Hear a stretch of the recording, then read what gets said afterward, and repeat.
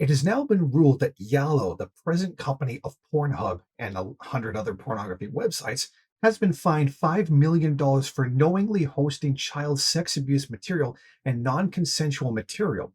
In addition to the fine, the company will also face a decade of oversight.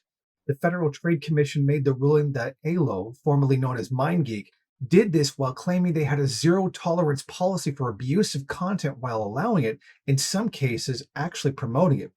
As a part of the settlement, that company must implement a comprehensive compliance program that includes an age verification system and the consent of people appearing in videos.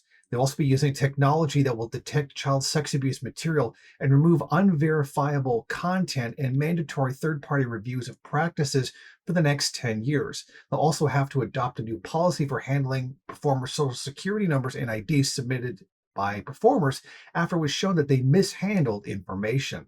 Christopher Mufaraj, the director of the Bureau of Consumer Protection, told NBC News Pornhub's operators turned a blind eye to the proliferation of videos depicting the sexual abuse of children on its sites so they could profit off of this exploitation.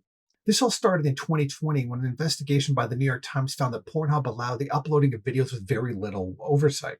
The website was rampant with CSAM and rape videos. Soon after this was released to the public, major credit card companies began blocking payments to the site.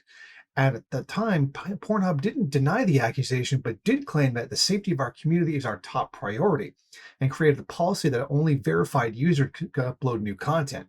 Pornhub insists that allegations all stem from conduct before 2020, but the FTC complaint conducted says that it's still ongoing and was written in the present tense. In 2023, the state of Utah instituted a law that required porn sites to verify the ages of its users who wanted to block websites. In response, Pornhub, rather than do the socially responsible thing, blocked access to the website of the state. Since then, several other states have instituted similar laws which have been wholly rejected by the pornographic industry. An industry-created group attempted to overturn the ruling but was dismissed in court.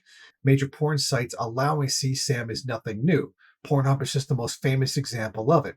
I previously reported on a website whose name I won't mention because YouTube will take the video down, was prominently displaying CSAM right on its front page once initially visiting the site. Thankfully, an investigator whose skills are much greater than mine dug into them and discovered their identities. The site has since been removed. Now, we should not be surprised by this at all.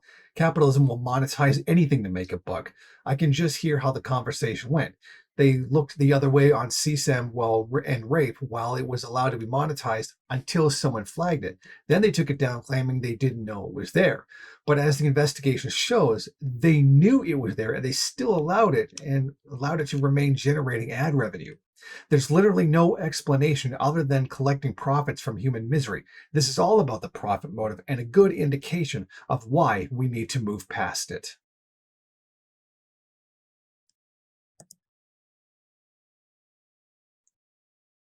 Thank you for watching. If you like this program, then please head over to my Patreon page and set up a monthly donation. It's your donations that keep this program running. Also, if you would like, please rate, comment, subscribe, and share in various social media.